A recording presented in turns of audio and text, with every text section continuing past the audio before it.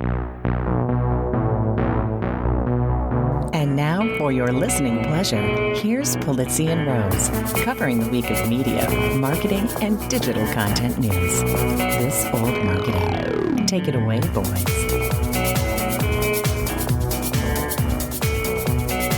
Hello, my friends. This is Robert Rose, and welcome to episode number 274 of This Old Marketing, recorded on Thursday, June 3rd, 2021.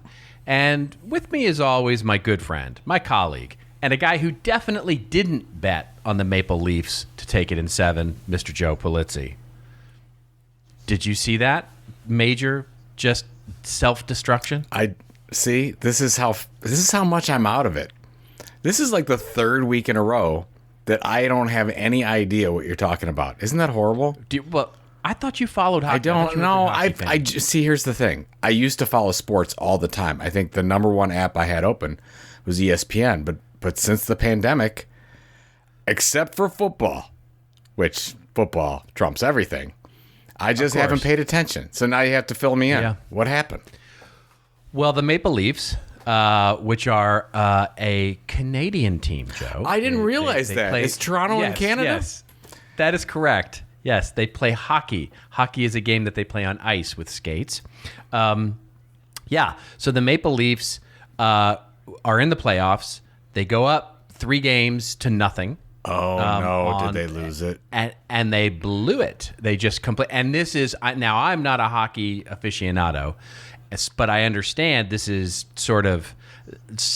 kind of a Cleveland Browns-ish kind of thing where the Maple Leafs are kind of known for this. I did not know that part of it, but yeah, they blew it. They lost all the remaining games and completely just imploded and just lost it all. And so they're taking a little bit of heat for that, losing Game 7 in the way that they did. Oh, that's always and basically terrible to have that happen. So I mean, even when the Cleveland Indians were ahead of the Chicago Cubs in the World Series, that was 3-1. We lost 4-3, but 3-1 and 3-0 are very, very different. So yeah, my condolences. Yeah. I know exactly what it feels like. It's terrible. And a little birdie told me that you had a shot yesterday. And how are you feeling, sir? I feel fine today. I guess I'm one of the lucky ones. I do not have any side effects at all. I encourage you all to go out and get your vaccine. Get your Vaximillions. Yeah. Get your Vaximillions. Yeah, maybe you get a shot and you'll get $1 million from the California lottery. Right? Or you get it. That's right. Or you get a free beer from Anheuser-Busch. A free donut at Krispy Kreme. That's right. You just get all kinds of horrible. It's like, okay, get this vaccination, and then we're going to put alcohol in your system, as much sugar as we possibly can. That'll all help. What I love so much about this is the whole idea that basically we Americans have to be bribed to take care of ourselves. It's like it's not enough to just go, hey, you know that whole pandemic thing that we just went through for the last 14 months? Remember how awful that is? And we can fix it by simply getting a vaccination? No. We have to bribe you with free donuts, free beer, and free baseball tickets, and $1 million. But it is so silly. It's just like, we want you and we want our country to be healthy. So get your vaccination. Here's a deep fried chicken. It's like, yeah, exactly. What's wrong with us? It's only the most American thing ever. Yes, only in America would we bribe somebody with, it's like get your vaccination, get a free pack of cigarettes. Smoke them if you got them, right? Smoke them if you got them. You won't get COVID, but you can fill your lungs full of smoke. Could you see that? Awesome. Somebody's out there, you see your buddy, you're like, I didn't know you smoked. You're like, yeah, I just got the vaccination, man. Exactly. I just picked it up. Oh my God! Philip Morris should be running that promotion. That would be. We could start a new campaign: vaping for vax. You know how big that would be? Oh yeah. We're all over it with the marketing stuff.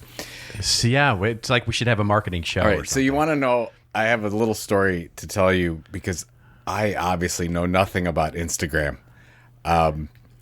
I don't go into Instagram. Do you go into Instagram every day? Are you an Instagram person? Not every day, but I do go in frequently enough to sort of scroll through and get my eye bleach. So I've got a fairly decent following on there. I was doing some work and then I just let it go, and I probably go in there at once every a week or 2 weeks.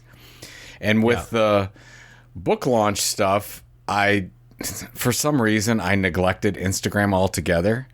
And there's a lot of people that shared their stories, Instagram stories, and tagged me, whatever. And I go in and I see all these notifications that said, Ann Hanley shared your story, Chris Ducker shared their story and tagged you and whatever. I'm like, great. So I go in, click, and it's not there. And so, of course, you know what happened, but I go to I go to Adam and I'm like, Adam, I can't see their stories. Like, what am I doing wrong? Like, Dad, do you not even know Instagram? It's like they only got 24 hours unless they save them. But if they don't save them, you can't see them. And I said, so all these people that were wonderful enough to share the book on their Instagram feeds, I can't see. It's like, yeah, you're right. You have to go in once a day.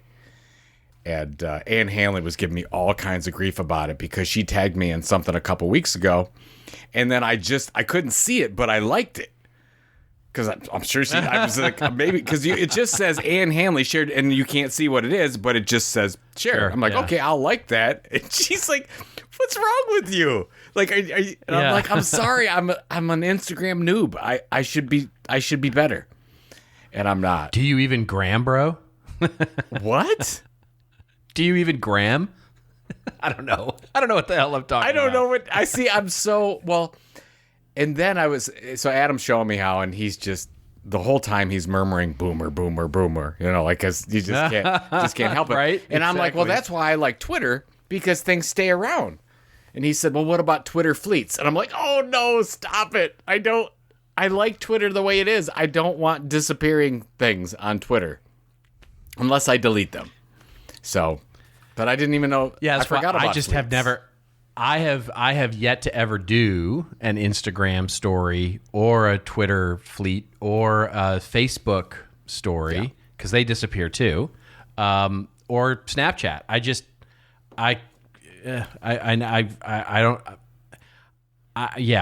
I'm not sure why. Why would you do something that disappears? But our strategies over the past 20 years of communication, most people. Just like this podcast, right? Most people listen to this podcast. They don't listen to it within 24 hours. They listen to it. No, of course they not. listen to it in the next week, 2 weeks, whatever it is. With our blog posts, That's right. more people read a blog post after it's been around for 6 months than the first 6 months. I mean, easily. Right. Yeah, this is just the thing. So we know that, content you create should be an asset long term, and that's why I'm with you. I don't understand the, touch base. My life is not interesting enough. I don't have anything that happened that particular day that I can share because I think it's boring. I know some people aren't boring and they can do this. Like, I think Ann Hanley does a really good job with her stuff and she always makes it interesting and she's in her tiny house and everything. But I'm just like, I'm in an office. You know what's exciting? I got 2 monitors. Like, that's exciting. Like, people don't care. Right. So. Right. Well, weirdly, they do. I mean, for some of that stuff, but some people care, for sure. I mean, you and I both did the Andy Crestodina desk. Yeah, here's my desk. Sort of crowdsourcing. Yeah, here's my desk crowdsourcing post where he posted up and was very nice enough to include both of us in that, where we shared a picture of our desk and what it looks like and all of that. But, if you had asked me about that, if you'd said, hey, why don't you do a post where you just go crowdsource a picture of everybody's desk and post it up and have everybody give it a cute name, I'd be like, that's the dumbest thing I've ever heard of.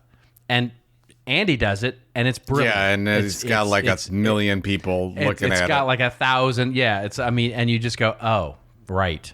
That because they're smart and I'm not. Yeah, that's basically it. So... yeah, what people are interested in, you just, you never know. I don't get it. It's the same thing with the creator coin thing that my wife and I have been having conversation about it. And I'm like, no, they put the trust in the creator instead of it being like an ICO and whatever. And she says, this is the dumbest thing ever. It's like, people are going to give you money and trust you. Very, very smart. Your wife is very, very she smart. Says, what is wrong with this? I'm like, no, this is a thing. This is we're building our own economy. And she's like, you are the dumbest. Yeah. No, she's very nice about it. But yeah, she just shakes her head like, what? Why are people investing in this? It's you. Yeah. I'm like, because they trust me. They trust that I'm going to do something. Like, no, this is wrong. I'm like, oh. So we have a little conversation about it. I fully endorse that conversation. Well, you're in Robert get off my lawn mode. So you're true. Absolutely. It really, which is about that. I seem to be leaning more your direction lately anyways. Because I'm more looking at something, instead of being the glass is half full, I look at it with the snarky Joe. Like, what is that? What are they doing? That's crazy. Well, I'm nothing if not an optimist, my friend. Oh, yes, you are. I absolutely, as I like to say, it's not whether the glass is half full or half empty. It's fully full, right? I mean, if there's stuff in it, there's enough to drink. And so that's, yeah, but, there are some things, there are absolutely some things that, this is the part where I pull out a cigarette. I sort of sit down, put my hand on my knees like a grandpa and go, let me tell you about life, kid, and sort of, because, I've seen some shit, you know what I mean? It's like, there's some of these things I've just, as I get older, some of these things that I see out there, I just have a really good gut feeling of the things that are going to last and the things that aren't going to last. And, I have an opinion on it, but it's like everybody else's uncle. You know what I mean? It's like, I'm that guy. I've now become that guy. I've had the same conversations with people about Bitcoin and cryptocurrency. They just think it's the silliest thing. And I basically say, don't get hung up on what you think cryptocurrency is. I said, what we're talking about is decentralized finance. We're talking about we're talking about something bigger. Don't get the whole Dogecoin in the middle and whatever. The idea of decentralized anything is an amazing revolution that's happening. It's happening we talked about it last show. We're talking about we're talking about the difference between digital music distribution and things like mp3.com, right? When mp3.com, everybody came out and was like, in fact, I worked on mp3.com way back in the day, and everybody was everybody was flipping out. This was going to be the thing, right? Mm-hmm. This was going to be the thing.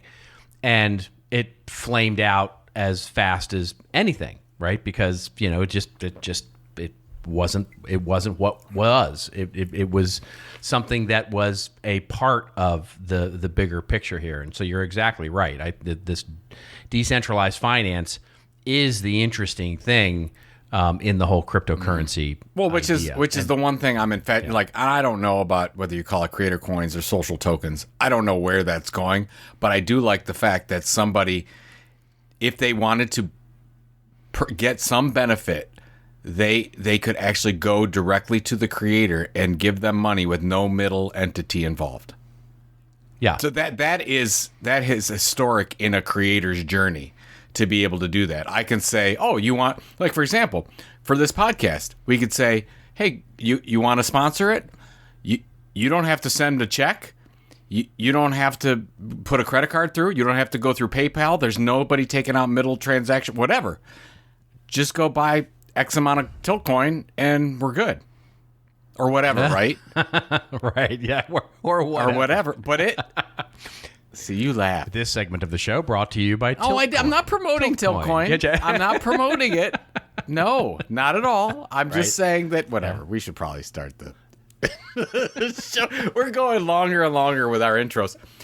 pretty soon there's going to be no marketing or media talk on this show. It's just going to be the two chuckleheads. Boomer arguing over cryptocurrency. We're going to call it the Boomer 60. 60 minutes of Boomer talk. Boomer. I'm going to launch Boomer Coin. Is what I'm. You should launch Boomer Coin. Do you know? Okay, you want to know? Okay, last thing. You want to know a URL that I bought after we were with all of our friends hanging out talking about Boomer stuff. Okay. What? Instead of TikTok, I bought Boomer Talk. Oh my God. OMG. Yeah. Oh my God. Could you imagine? Yeah. I mean, you should make T-shirts. You should definitely make T-shirts. But I have to, and they're like, oh, you should launch the site. That'd be great. It'd be just videos about boomers doing stupid things. But I'm like, that actually takes work.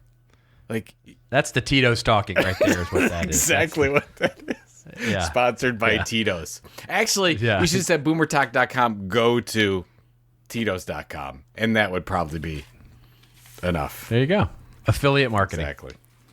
All right, what do we got? What's going on this week? Let's talk about the news. Well, the first story that we're going to talk about is not necessarily related to content of what else is new, but it is an important thing, and it's worth talking about because everybody is talking about it, and it would be good for you and I to have a discussion about this as well, which is the article we'll link to in the show notes comes to us courtesy of Bloomberg.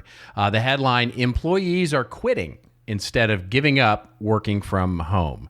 The subheadline here, "The drive to get people back into offices is clashing with workers who've embraced remote work as the new normal." The article opens up by saying, "A 6-minute meeting drove Porsha Twittit," what a great name, Porsha Twittit, to quit her job. It's an awesome name. Quit it. I'm absolutely positive. I'm absolutely positive that Porsha Twittit is English.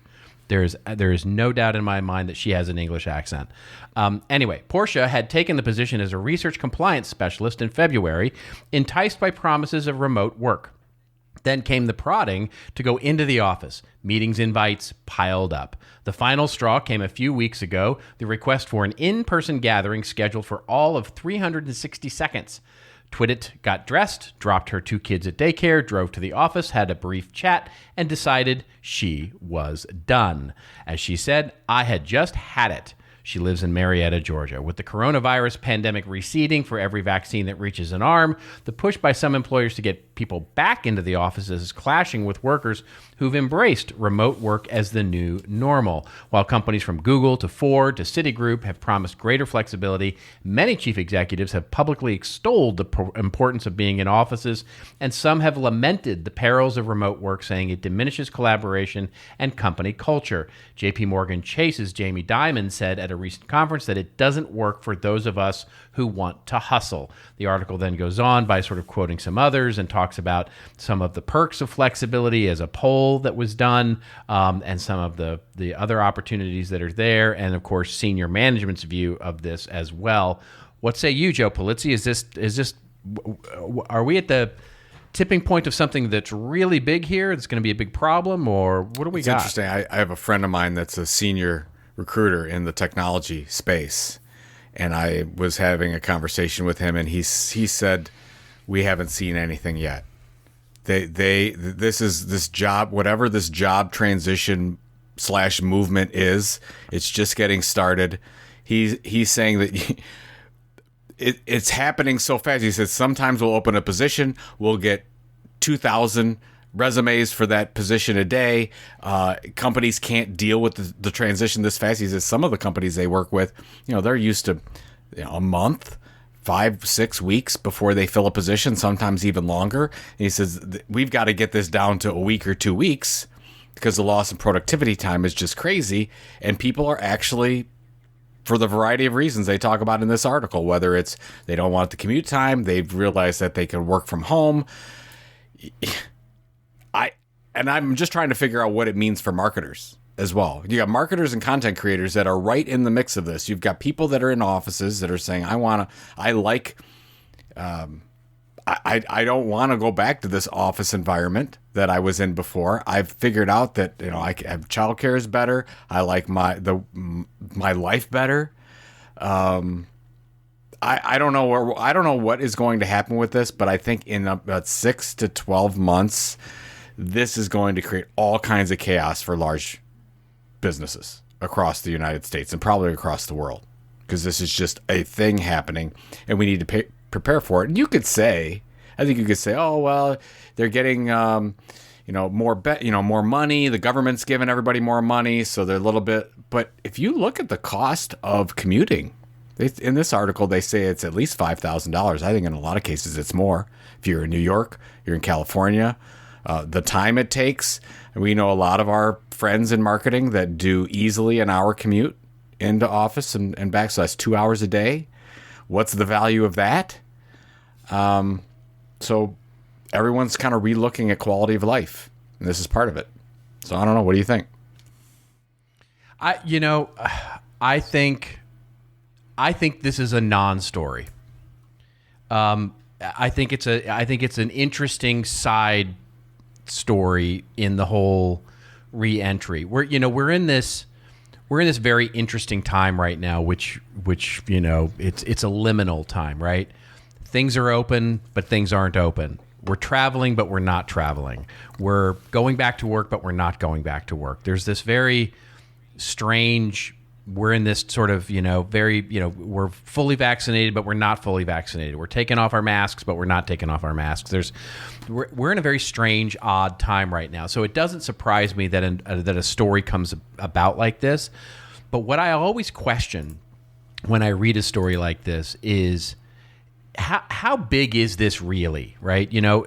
It goes, I'm always reminded of my marketing professor who always said, just remember that you're rarely your target market, right? You're not the story. And when I recognize myself in this story, I usually go, is this, because we have to remember that what we're talking about here is a very specific segment of the economy, and it's a bigger segment of the economy, certainly. This is all of the information workers who can actually work from home, right? That's right. This is a very specific segment of what we're talking about. This is software developers. This is but it's marketers too. It's marketers. Yeah. It's absolutely us, yes. Right? What it's not are firefighters and police officers and teachers and grocery store workers and cab drivers and, there are so many other factory workers and manufacturing plant managers and building supervisors and, all of these people who have to be on site and on, premise in order to do their job. And to me, they have to be looking at this and going, what, are you kidding me? Of course we're going back to work whenever we can get back to work. This is what we do. This is our job. And so I look at this and I go, this is a segment of a segment, right? Because I also know people who, and I, by the way, I would include myself in this group, who, if I had a job, I would be eager to get back to collaborating with my colleagues in person. Now, again, it's easy for me to say that because of my station of where I sit in my job. But I'm actually looking forward to traveling again, and I'm looking forward now. I'm in a balance idea. In a balance, I don't want to travel as much as I had been, and I certainly don't need to travel as much as I had been. I think that's one of the lessons coming out of this. So to me, it's not an either or. The inflammatory headline here of we're quitting if we can't work from home. I think that's a niche within a niche within a niche. And I think to me, that feels like a side story. There is, I think, an acceleration of this idea of hybrid and how hybrid is going to start to really affect the way that companies invest in office space. And there, I think there's an interesting disruption. Commercial office space and how it's being used right now. Which was and that includes everything from downtown in big cities to some of the big office parks that have been built up in more suburban areas. I think that does put an interesting stressor on the investment of big, huge office parks anymore in relation to building communities where, people can, more live work communities, right? Where there is both of those things living side by side. So I think it's disruptive, but I think it's not disruptive in this way. I think the whole, bro, you're going to quit, before you go back to your, cube at your office is sort of overstated. I'll put it Well, that way. you absolutely could be right. I guess the one thing I would mention in your situation with travel is it's your choice. Yeah, Which is different than somebody that has to go into an office. They work for the company. They made the choice to work for the company, so they have to abide by the rules of the company. And in the cases in this story, you have to go back. That's what they're talking about. Yeah. You don't have that exactly. issue. And I guess what I don't see as productive is sort of putting a black hat and a big, handlebar mustache, petting a white cat on the CEOs who are saying, hey guys, we have to get our people back in the offices here. I don't see that as being a productive conversation. No, it's not. No, you're right. It's not a productive conversation, but what happens because of that decision? The company that says we want everybody to come back in, you get a large percentage of those people that say, you know what, I'd like to get a job and not have to go into the office. And you know what? There are companies all over the world with open arms. Go do it. That are going to, and that's what's happening. So then you're going to, in a lot of these companies that say, oh no, we'll be more productive working in an office, which I don't necessarily agree with, working in an office environment. Let's bring them all back in. Like, oh, we can't because we have to be competitive because we can't get the best talent. See, I'm not sure about that. That's the part I'm not sure about. I don't know that. I mean, no, look, nothing against, our good friend Porsha Twittit here. But is she the best research compliance specialist out there? Is she the top of the talent pool when it comes to this? Or is she an average talent person who doesn't want to work in an office? And so, I think if, and by the way, I'll take an action item, if you will. I'll go look at the data. I don't know that long term. And again, I think this is a story that's built within the fact that we're in this sort of momentary transitional phase. So I think emotions are high, and I think sort of desires are high now. But I think long term, if we look at those in the talent pool that are smart, talented, and top of their game, I don't know that they index any higher for those that want to work from home versus those that don't. I don't believe that to be true. My gut. And I don't have data to say one way or the other, but I don't think a company that says we want to have people on site is necessarily going to lose out on top talent. I don't believe that that's true. I think I think you've got some very good points, but the issue is bigger because over the last 14 months, people have been analyzing their life situation more than ever before, right? Of course, yeah, right. I'm right there we with all you, are. my friend. We all are. Exactly. And so we're looking at things differently. I've talked with a couple of my friends that were lifers in their jobs. Some were teachers, some were architects, all across the board, who were very, very happy with their jobs. I would say they would never leave. They're all looking at doing something different. Oh, I think that's absolutely But this true. plays into it. It plays it because you're not even saying it's in this situation. Porsche and the whole the company competition issue. They're not just dealing with, oh, Porsche's going to go work at another place because of the hybrid rules or whatever. You're up against looking at just the risk of taking a job versus the risk of starting a job. And so you've got this whole slew of entrepreneurs and in our industry, content creators that are saying, I can be anywhere doing it. Again, we're talking about knowledge workers here. It's a little bit different than, to your point, a nurse or a fire person or whatever the case is. But this is getting everyone so you're going to have the Porsches of the world do all kinds of different things. And you're going to have a shortage of workers in these mid-sized to large companies and small companies, of course. You can't go down the street without seeing everyone's got a hiring sign for various reasons. This is going to be a problem. You're going to have wage inflation go through the roof in the next 2 years because of this. I agree for some industries because we have to remember that that's a two-way street. Because as those people also considered transitioning out to being content creators or whatever they're going to transition to. And we've seen this, right? Here in Los Angeles, we have seen a huge shortage of waiters, for example, restaurant workers. And those restaurant workers are now, when everything closed down, they transitioned. Some of them are now working at breweries. Some of them have started their own businesses. Some of them have gone off to work in manufacturing jobs. But in addition to those that are sort of checking out of the on-site office work, we're going to have some of those new people checking in to office work. In other words, they're going to be like, hey, I've been trying to work at home as a nanny or a whatever for whatever. And now I've got an opportunity to go into an office every day and actually earn a higher salary because I'm going into an office. Absolutely, I'm down for that. So it's a two-way street. I think you're going to have both of those things happen for certain industries. I totally agree with this. Certainly on the lower side of things, you've definitely got a wage. I mean, we're seeing it, right, with minimum wage and some of the benefits, the signing bonuses, all of that. Oh God, all of that, right? All of that is pushing people, but to me, I have to see it as it's a two-way street here, right? Yes, you will have people exiting out and saying, I want to become a content creator, or I want to go to a place where I can work fully 100% remote from Boise, Idaho.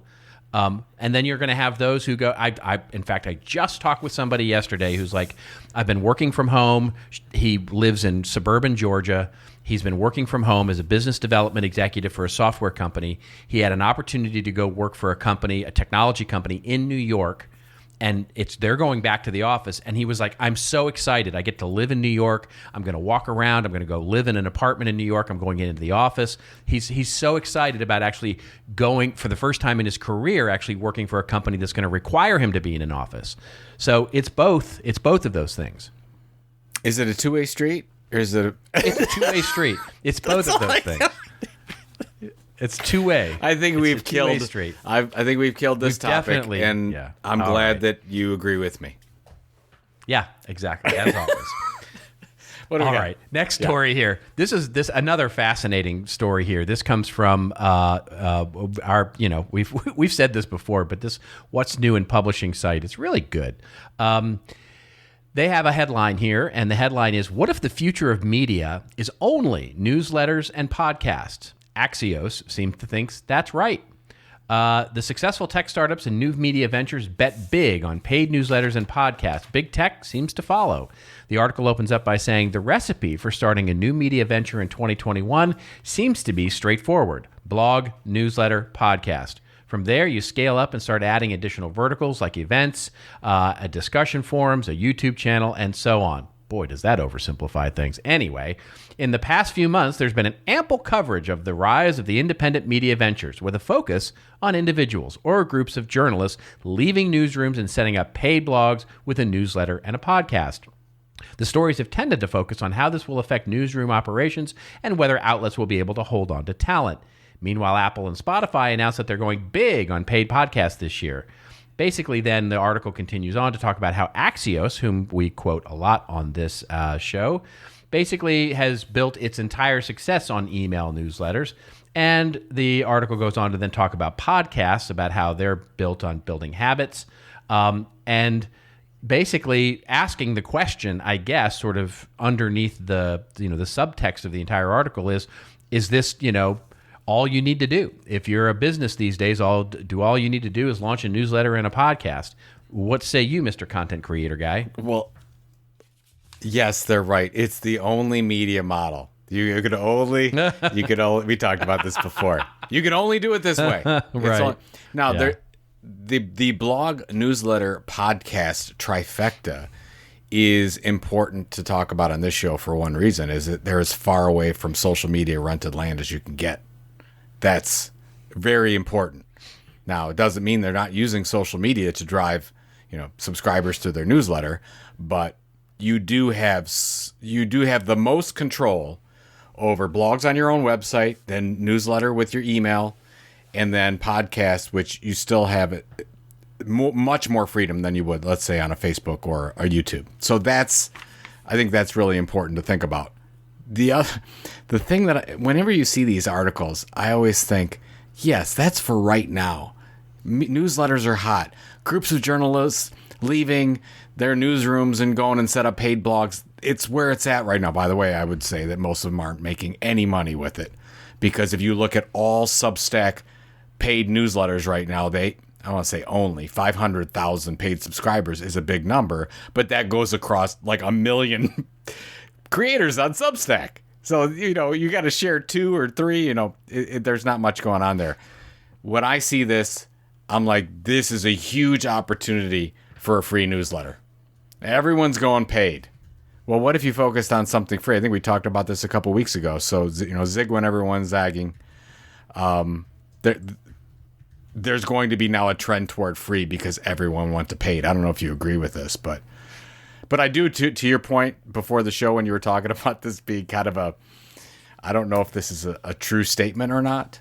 Do you think it's a true statement? What if the future media is only newsletters and podcasts? Yeah, it's only for the work from home crowd. Yeah, exactly. Yeah. Right, exactly. Yeah, I think the headline is purposely written to be, they're trying to get clicks here, which I don't. I don't blame them. It's a great headline. And you know what? Right? Axios' model absolutely works. BuzzFeed, this is for Axios. And it's worked for BuzzFeed. It's worked for New York Times. That's right. It's worked for a lot of media companies. There's nothing wrong with this, but there are now a lot of these models out there, and that's why I think you have to ask. Maybe there's another way. I think that's true. And what I have seen, and it's funny that you mentioned that when you see an article like this, you sort of have to question, like, really? It's like, I agree with that 100%, right? When you see an article like this on What's New in Publishing and you hear about it on this show, it's already too late. You missed it. You know what I mean? You missed that trend if you're seeing it in an article like this. If you're just learning about this now, then it's over. So, and I overstate that a little bit. But what I have really seen, I will tell you, is on the B2C side, consumer company side, the growth of private communities seems to be like a thing. They're really, a lot of folks are focused in on using apps, mobile apps primarily, and online digital communities as a means of pulling, communities are back basically. As I'm seeing it from the clients that we're working with on the B2C side. On the B2B side, what we're seeing a lot of is the growth of sort of what I would call connected digital experiences rather than repositories of information.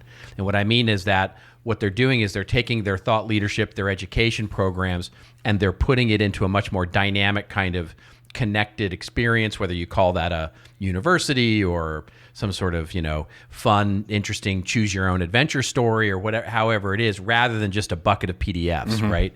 And so those are the two trends that I see right now for marketing, at the product and service side. The media company side, absolutely agreed, right? Where, as they say here, it's all about paid newsletters. And I 100% agree with you. When I look at this from a paid media side, I go, oh, great. I'm going to zag here. A free newsletter, a broadly sponsored piece of content, really looking at big brand level, non-data scraping, those sort of bigger, higher reach, really good and noisy, sort of ideas.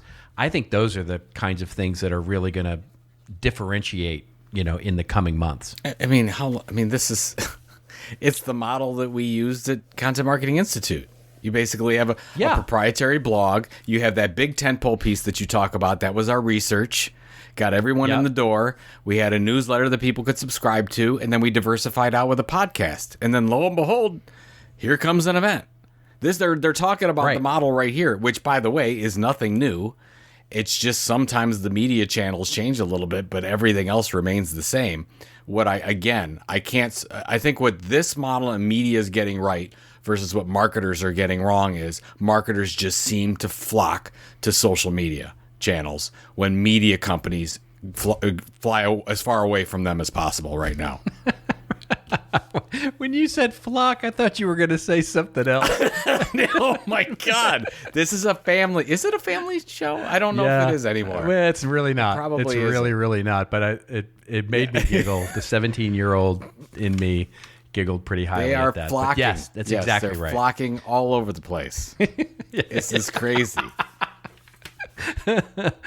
All right, well, let's get to our next flocking story, where we're going to talk about Discord. I know you're a big fan of Discord, and this comes to us courtesy of Fast Company. And the headline here is Inside Discord's Risky Push to Position Itself as the Anti-Facebook. The article opens up by saying, Discord wants you to imagine a place where friendship isn't a request, it just sort of happens, or a place to enjoy cookies without spilling your data. These are taglines from a new brand campaign from the social app, which lets users create servers, essentially chat rooms dedicated to a certain topic or type of conversation.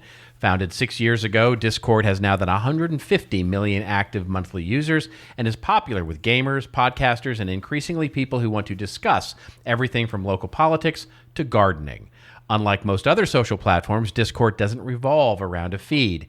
Each user's profile is like a house, and the servers are like rooms, typically used for different things. The app garnered some attention last month for hosting Facebook CEO's Mark Zuckerberg for a live chat. It also recently entered the mainstream business discourse when Microsoft was said to be interested in acquiring the company for at least $10 billion. On Thursday, the company launched a new feature called Stage Discovery, a clear play for the live audio trend kicked off by apps such as Clubhouse and Twitter. And the article goes on to talk more about Discord, which is clearly something that their PR people should be very happy about because they got an article placed in Fast Company. But what say you, Joe Polizzi? What is this all up with Discord's new branding tactics? Unnecessary. They were Discord already is positioned as the anti-Facebook.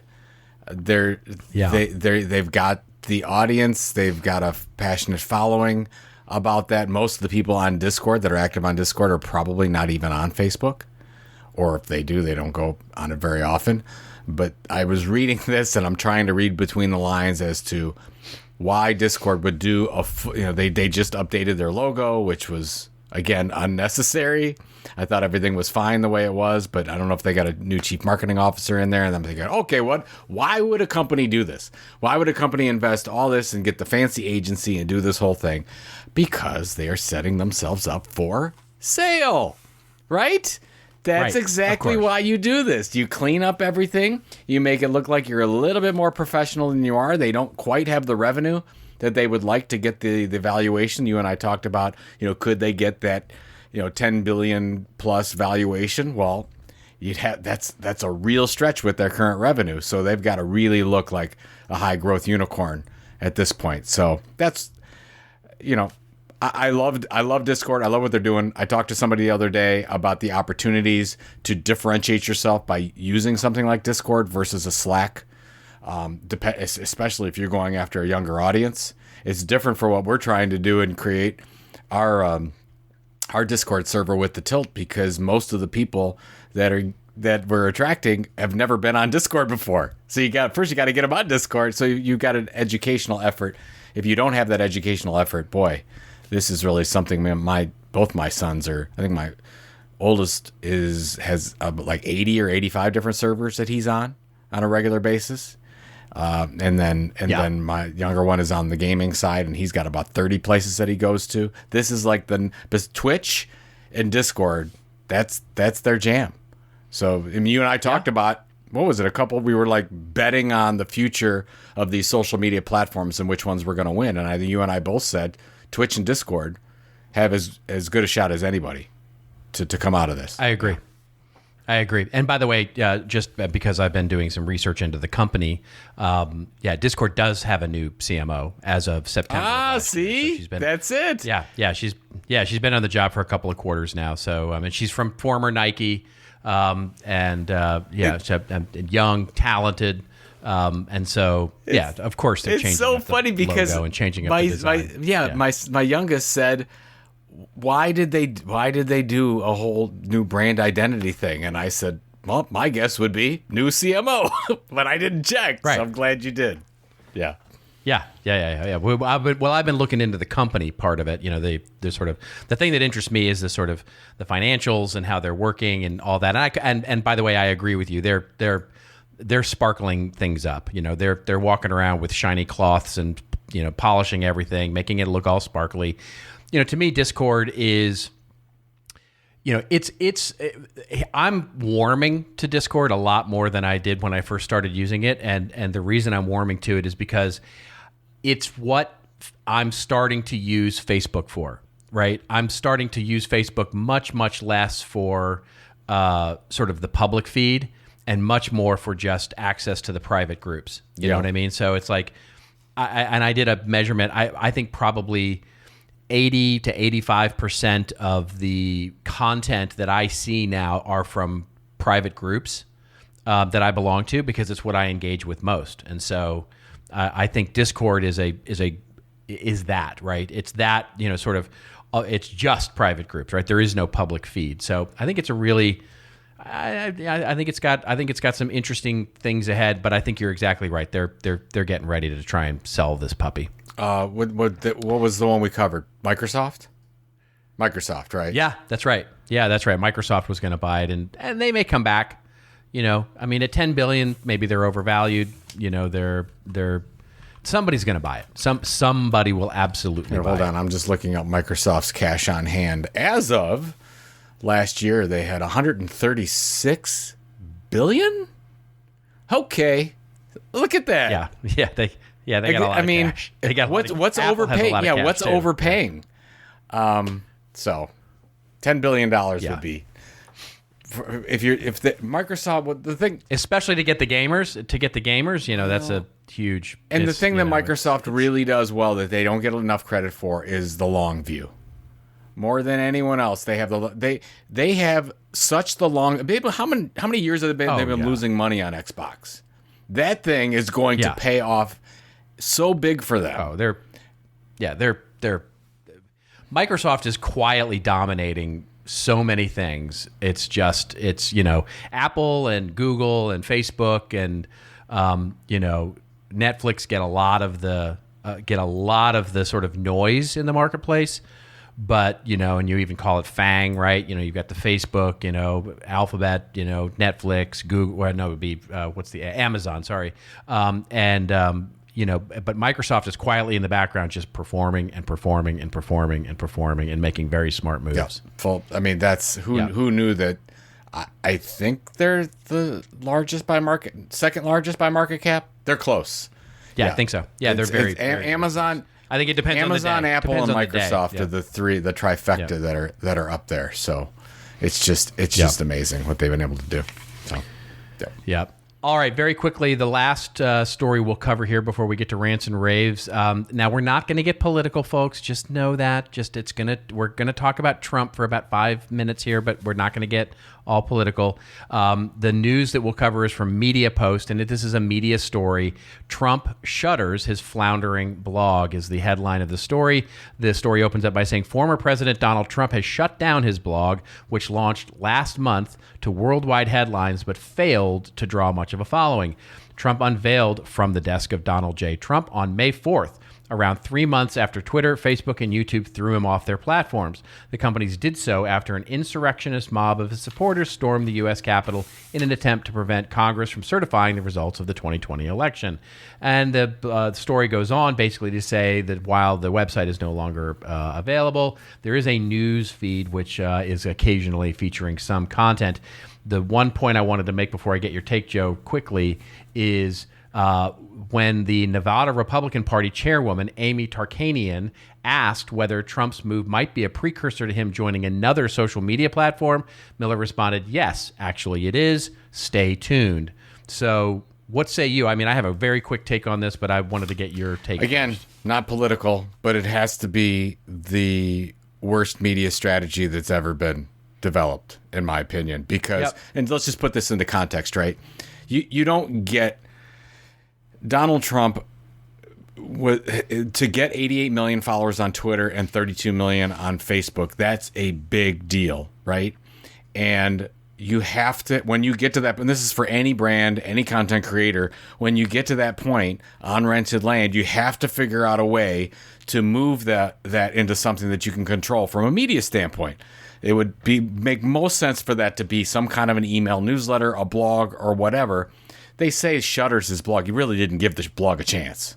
Never really, right? Never really put enough into a regular, consistent blogging strategy ongoing. The text strategy and the email strategy were almost solely focused on donation requests. It wasn't on a value exchange. It wasn't on developing a content experience. If this was started 2 years ago, even 1 year, whatever it is, Donald J. Trump could have 10 million email subscribers, be one of the most powerful voices. And right now he's voiceless. Now it seems like that he'll get a voice back, but you talked about this before. Why go rented land to rented land? What? Right. I mean, why do that? Yeah. If there's one person in the entire planet that should understand the risk of rented land and how that makes you, it basically reduces your ability to speak to the public marketplace, it should be this guy, right? I mean, he was literally shut off by rented land. The owners of the land said, nope, goodbye. Which can happen to any of us at any time, right? It just happened to him. Right. And you could be a brand. They were fiddling with the algorithm on YouTube all the time, and you don't get shown. This happens everywhere. That's right. And so when he launched this blog, I went, oh, that's a really interesting strategy for him to try and start to build up an owned media audience in sort of a precursor, I would think, to, the long rumored sort of network that he had fancies about launching as well.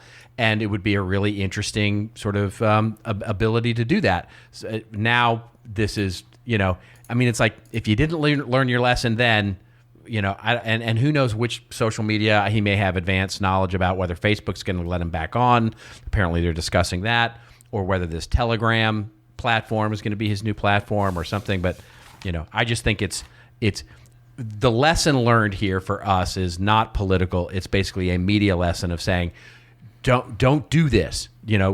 Launching a blog and then expecting it to be huge a month later is just, I don't care who you are. If you have a brand like Donald Trump, or if you have a brand like somebody who you don't know anybody, a month is not long enough to actually, really work through this kind of strategy. But the greatest case study for you and I, this is the greatest case study of not relying on social media platforms. Because exactly look what happens. Even one of the most powerful people in the world get deplatformed. It can happen anytime. That's right. Yeah. Anytime. All right, mister, it's now time for our favorite part of the show, which we'll quickly go through talking about our rants and our raves, where we go off on a little bit of a rant or a little bit of a rave over something that makes us feel like we're the Toronto Maple Leafs, or we're feeling like the Maple Leafs. Basically, make the playoffs or completely self-destruct in the middle of the playoffs. Do you want me to go first? I have a very quick rave. No, go right ahead. Go right ahead. Please. So I just have a very quick rave here to talk about. And in full disclosure, I have done a bit of work with Salesforce in the past as a client, but they have been on a tear lately about some of their new digital 360, the way that they're repositioning sort of their entire platform from Marketing Cloud to Commerce Cloud to their customer data platform. And we'll link in the show notes it's a press release from them. And I promise this is not anything, I'm not trying to pitch Salesforce or anything. In fact, I talked about Adobe a couple of weeks ago, focusing in on this. Really the key here is that how they're focusing in on first-party data and owned media first-party data that is available to customers, and how it can start to really drive through their systems, and how they're starting to integrate all that acquired first-party data into everything that you can do with the Salesforce suite, including the ability to target content, the ability to drive better information, pull it into your commerce channels, all those kinds of things. And it's just, I'm so glad to see the enterprise companies, and that includes Salesforce and Adobe. I haven't seen much come out of Oracle, but I'm assuming they've got some of that with Eloqua and some of the things they're doing. But truly, seeing these companies embrace the idea of our own first-party data, right? How we're using, and all of that, of course, comes from the ability for us to drive great value with content and digital experiences to acquire that first-party data, and how they're starting to use that to really, make it much easier. And I'll just say easier because I know it's not easy to actually target that stuff and really use it for, great marketing results. So, kudos to them for focusing in on this. And, they may or may not have listened to some of the stuff we said when we gave them feedback. But in full disclosure, yes, we have talked to them about this, but I'm sure it has nothing to do with what I said. Oh, I'm sure. They're just doing this because they recognize the great marketing that can be realized from it. Anyway, it's just a big kudos to them for really making this happen instead of it being vaporware. It's all you, buddy. Whole thing. No, not at all. I still can't get Twitter to verify me, so I'm still persona non grata. I'll send a note on your behalf. I'll see what I can do for you. Thank you very much. No, it's interesting because the release that you're talking about with Salesforce, they're launching this or announcing this stuff at Salesforce Connections, which used to be Exact Target Connections, which was a great event and still is apparently that Salesforce is behind it. Our friend Jeff Roars started a long time ago and put together. That's right. Exact Target folks. So it's just amazing how we're just old, but that's all. We've just been around long enough to know. I used to go to that event. I used to go to that event every year with the Exact Target Connections event. It was always great. We learned. I learned a lot when I had the idea. Our team was starting to put together Content Marketing World. I based that concept for an event off of Exact Target's Connections because I thought it was educational. It was entertaining. There was some unexpected speakers and great entertainment. After all the events and all that kind of stuff. So I sat down with Jeff, and Jeff gave me some really good advice before we launched the first Content Marketing World. So a lot of kudos to that team for helping out. This is not anything other than a PSA, I think, because I just learned about it. You knew about it when I was talking to you, but I did not know. I got a direct message from Matt. Do you know who Matt Navarra is? Matt Navarra, Navarra. He has an amazing email newsletter that he puts out every Friday on social media. So if you're a social media person and you want to know more about it, get Matt Navarra's email newsletter. And I sent him a book because I mentioned him in Content Inc. And he sent me a DM back and he asked me if I knew anyone that knew a lot about Google Knowledge Panels. And of course, here's another thing with Instagram with me. I didn't know what a Google Knowledge Panel was. So I asked Dave Anthony, IT extraordinaire, and I said, Dave, what is a Google Knowledge? And he says, it's right. He said, Google your name, and you should have one just to the right of your name. And I'm like, oh, that's a Google Knowledge Panel. I didn't know that. And he said, have you verified that that's yours? Have you taken ownership of that? I haven't. He's like, what's wrong with you? Go do it so that you can make recommendations if something's not right. So I just wanted to send this out there. So some of you that do have, Google Knowledge Panels, they're basically Google pulls information, hopefully from a reputable site, about you or about your brand or about your company, whatever the case is, and they put it down there to the right side of the page and says, okay, this is Joe Polizzi. Now, luckily for me, they were pulling from joepolizzi.com, but as you were telling me, they pulled some incorrect information for you, correct? On yours? They did. Yeah, they did. They had a number of books that I didn't write, and one book that was missing. So I went in there and I did this about 3 or 4 months ago. I did this. I have not gotten verified yet, but so I'm still in the process of doing that. For this really? Yeah, you don't get verified if you correct it. You're not automatically verified if you correct it. You just you basically submit Oh, a okay. So correction that's request. all I'm at right now because I went in and I took ownership and I had to verify it through a couple of different things. I did through my Google account and also my Twitter account. So they said, okay, you're verified. And now I have the email that you're verified. And now it says make recommendations on what we should change. So that's where I'm Yes. at right now. So I guess for those people that knew, You can do it either way. You can do for it those either people way. that knew about this, good for you. You obviously know more than I do. Those people that didn't, you probably should look and see what Google's pulling, and then claim your page, or your panel, and then if it's not right, you can make recommendations to Google about it. So I just thought that was helpful advice. I'm learning so much today about all the things I don't it's know, good which stuff. are so many. I can't even. Well, Yeah, we knew that. We didn't know this. I'm just wandering aimlessly through the forest, hoping not to hit too many trees That's right. along the way. There you go. That absolutely. So what? You're off to do another? Is there another launch this week? or Yes, what do you got actually, going it's on this funny you week? mentioned that. I'm in launch. Yes. We just released the audiobook. Fantastic. When you said, I thought there might be a I launch. told my wife about your comment last week about Robert says that we're launching something every day. I'm like, well, yeah. I guess we are. So, anyways, I was a little disappointed that Audible couldn't get the audiobook in time for the launch, but finally this week it finally is up there. So if you want the audiobook for Content Inc., it is available. And no, just heads down. I've been doing some more speeches online. Some more paid speeches, which is surprising. People are, is that coming? You're starting to get a lot of requests too, correct? Is this a thing? It's with more events? Are you getting a lot of requests for speeches right now?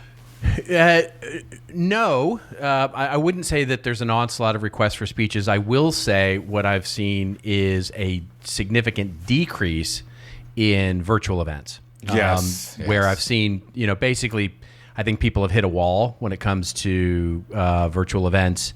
And so I'm seeing virtual events that were scheduled for late June and in July sort of come back to me and say, I think we're going to just wait. We're going to delay, and we're going to actually be in person. So I've been seeing that trend, but I have not seen a significant increase. I mean, but it's me. So what do you say, right?